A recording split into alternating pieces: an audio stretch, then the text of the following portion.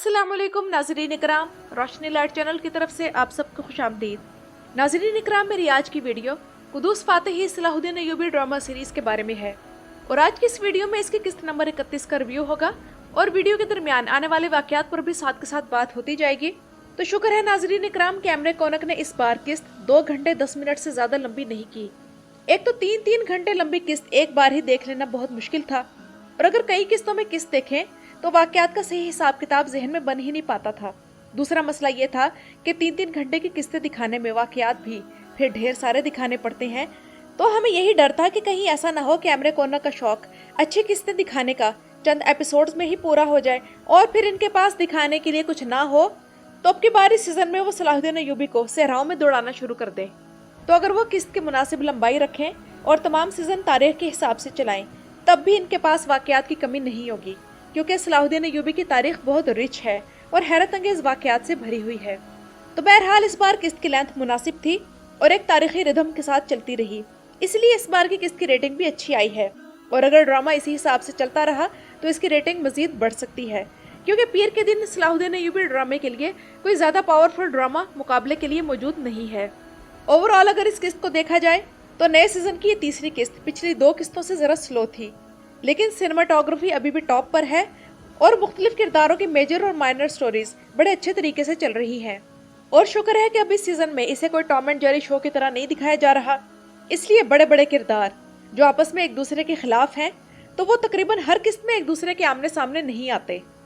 और एक और बड़ी एडवांसमेंट इस सीजन में ये भी हुई है कि सुल्तान नूरुद्दीन जंगी को छोटे छोटे मामलात के लिए अपने महल से निकलकर खुद जाता नहीं दिखाया जा रहा, बल्कि इसके बदले वो अपने भाई मौदूद को भेज रहे हैं। एक्टिंग और डायरेक्टिंग के अलावा ये सीजन कई कैटेगरीज में बेहतर हुआ है और मशरिक वस्ता के माहौल और कल्चर को बड़े अच्छे तरीके से दिखाया जा रहा है।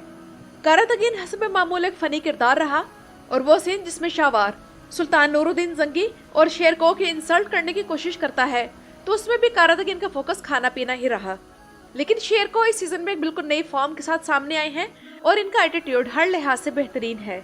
इस किस्त में बुकरास कले का बड़ा चर्चा रहा और आने वाली किस्त में भी रहेगा, मगर इस कले की थोड़ी सी तारीखी अहमियत बताना जरूरी है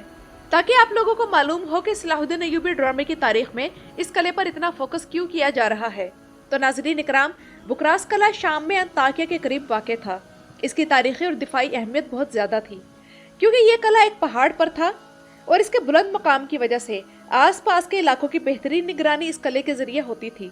ये कला 11वीं सदी में तामीर हुआ था जब ये खित्ता सल्जूकों के पास था और सल्जूकों ने इसे फौजी हेडक्वार्टर के तौर पर इस्तेमाल किया। 1095 ईस्वी में जब पहली सलीबी जंग शुरू हुई तो 1098 में सलीबियों ने इस पर कब्जा कर लिया और इसकी फौजी अहमियत देखते हुए इसे अपना गढ़ बना लिया। इस दौरान ये नाइट टेम्पलर्स का फौजी मरकज बन गया और इस कले ने बहुत से मुहासरों का मुकाबला किया।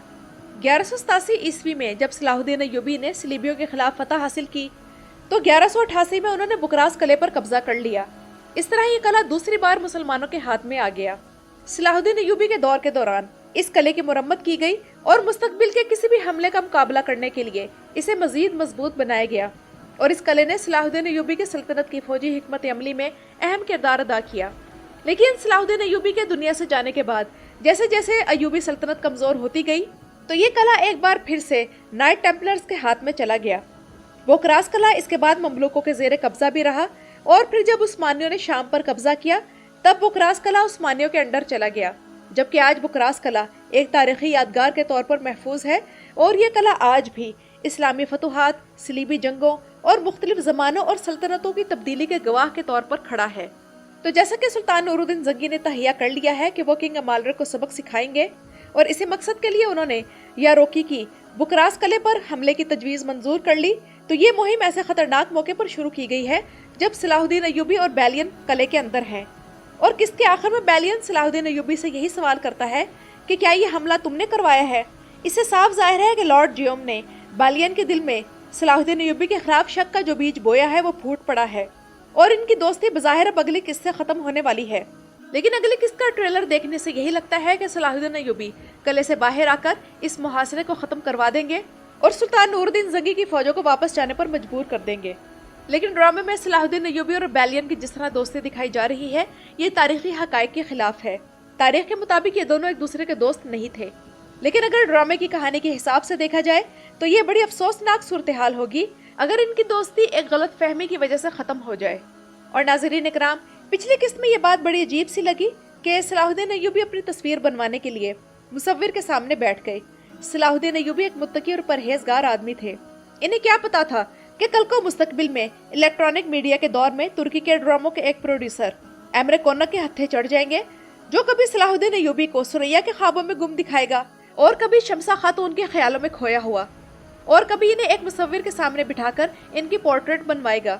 काउंटेस मीला जो कि अपने शौहर की मौत का बदला लेना चाह रही है, तो अगर उसने सलाहुद्दीन अय्यूबी को नहीं देखा तो इसमें क्या मसला है?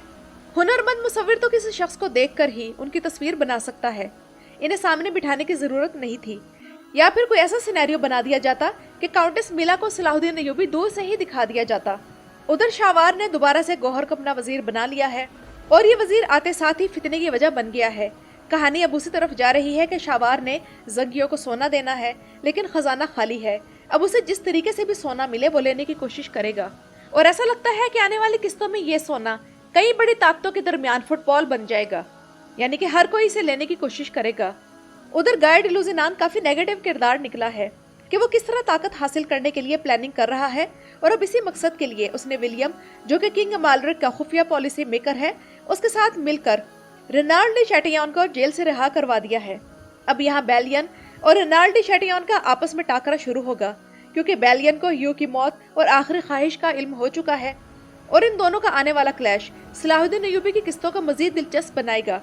क्योंकि नाज़रीन इकराम, रेनाल्ड डी चैटियन वही शख्स है जिसके मजालिम की वजह से उसकी अपनी राया भी उसके खिलाफ हो गई थी। इसके मुकाबले में अब बेलियन कामयाब होगा और इब्लिन का अगला काउंट होगा। शमसा खातून आखिरकार आज़ाद हो चुकी है और लगता यही है कि उसकी किस्मत उसे दोबारा सलाहुद्दीन अय्यूबी के पास ही ले जाएगी। और इस किस्त में क्या आप लोगों ने मेरी तरह ये बात नोट की कि जब यारूकी सलाहुद्दीन अय्यूबी की माँ से कहता है कि सलाहुद्दीन और इसके चचा को मिस्र के महल पसंद आ गए हैं, इसलिए वो वहाँ रुक गए, तो यारूकी का राइट हैंड कैसा मुंह बनाता है और उसके चेहरे के तासुरात बदल जाते हैं। मेरा इस आदमी के बारे में शक बढ़ता जा रहा है और मुझे लगता है कि शायद अब जल्द ही रशीदुद्दीन सिनान की दोबारा से एंट्री होने वाली है। और रशीदुद्दीन सिनान अगर ना भी आए तब भी ये बंदा काबिले भरोसा नहीं, क्योंकि ये बंदा पक्का हशाशीन में से है, और वैसे भी हशाशीन को दिखाए बगैर सलाहुद्दीन अय्यूबी की तारीख तो मुकम्मल हो ही नहीं सकती।